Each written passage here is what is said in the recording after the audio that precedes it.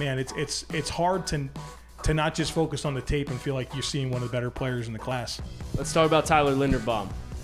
This is a zone system center at the next level. 6'2", 296, 31 1/8 inch on the arms. Superb athlete for the position. Came into Iowa as a defensive tackle and transitioned over to the center position.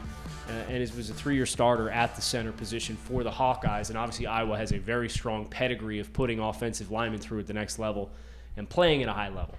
I feel like that is our expectation for Tyler Linderbaum, but this is a player who, from a predictive standpoint, as we're getting closer to the draft, you're seeing a lot less buzz than what you saw in November and December. Why? Well, it's easy to poke holes in the measurables, right? He just doesn't check the boxes that you're looking for in terms of height, weight, or length, right? Those are low percentiles that you'll find Tyler Linderbaum in, and when you do that, it's hard to point to different players that are built like him that have had really, really successful careers. Now, where it's difficult to poke holes in Tyler Linderbaum is anything that he does in the football field. I mean, this guy's phenomenal in terms of run blocking and pass blocking. He's great in space. He's powerful. He's a technician with his hands, and he's got that tenacity that you're looking for, great temperament in terms of the way he plays. And so everything on the field you love, you wish he was bigger. You wish that he checked those boxes in terms of height, weight, and length. But the bottom line is he doesn't, which introduces some scheme specificity with where he can go at the next level. And there's some matchups that you get concerned about, right? We've seen some leaner centers like a Garrett Bradbury playing in the NFC North, and some of the players that they would stack on top of him and say, all right, buddy.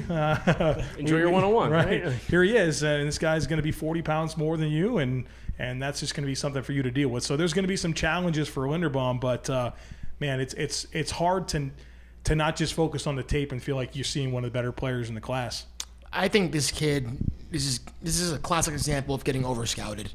In the fall, when all we had was the tape to kind of rely on, we were consistently seeing this kid in the top 10 of mock drafts, and I don't think any of us would call it necessarily crazy because his tape is so clean to me. I think obviously the injury really hurts him right now in terms of him not being able to go to the combine and show some of the athleticism and really kind of get back into the conversation.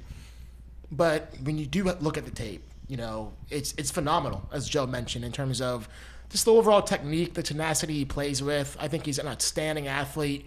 You see him climb the second level, being able to move laterally and get to some of those reach blocks and being able to cut off the 3-tech. It's outstanding. He's going to really, really help your run game. And, when I was with the Chargers, one of the things that the offensive line coach told me was, when you have a center that can move and can get to the second level and get to space, it's arguably the most important position on the offensive line because it changes your run game.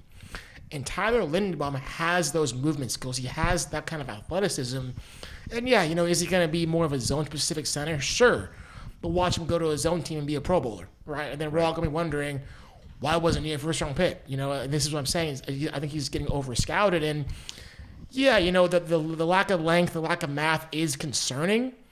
But I saw him time and time again in the Big Ten go up against a nose tackle where he's giving up the mass, and then you see him work his hands back inside, and he's able to kind of sit and anchor because he is such a technician, and he is so strong and physical, even though he does lack that mass. And so for me, I still have this kid graded extremely high. I think I gave him a top 10 grade just because the film is so clean, while also acknowledging he is more of a scheme-specific player because in a power scheme, you do want some of those guys who have more of mass and length. It can kind of create that vertical movement with your double teams. Yeah.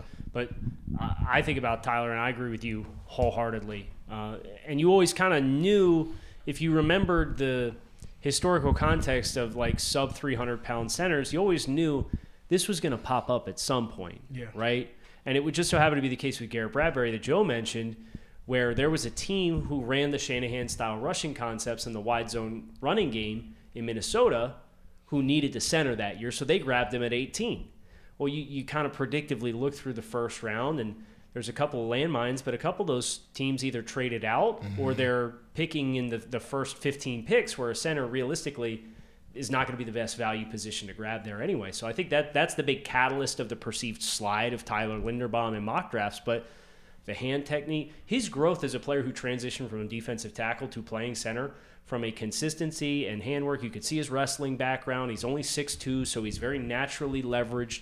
His ability to work over top, like he's reaching 3-techs when they're running wide zone, right? That ability to get over top of a guy who's 2 gaps down from you and really hook so that back has the ability to stick his foot in the ground and come off your hip if he needs to. That in the running game is really valuable. And this is going to be even more scheme-specific for probably the Shanahan-style offenses, but think about the value in the screen game. Yeah. For a center, if you're uncovered, to know I can go get outside the hashes and get on the numbers and pick off safeties and DBs and corners, and what you can do from that perspective, you're all of a sudden, your math changes. You're +1 on each side of the field in the screen game because of the mobility of the center, unless you put somebody over top of them on every play. Right. So that's an exciting component for Tyler Linderbaum as well, where you take into account, where you want to see him go. I want to see him in that environment where that's how you choose to use him. And if not, you're probably going to get a different player. And that's where the concern lies, and that's why the narrative for Tyler seems to have cooled a little bit. But we're obviously very high on him here. He's one of our top-rated interior offensive linemen in the 2022 NFL Draft.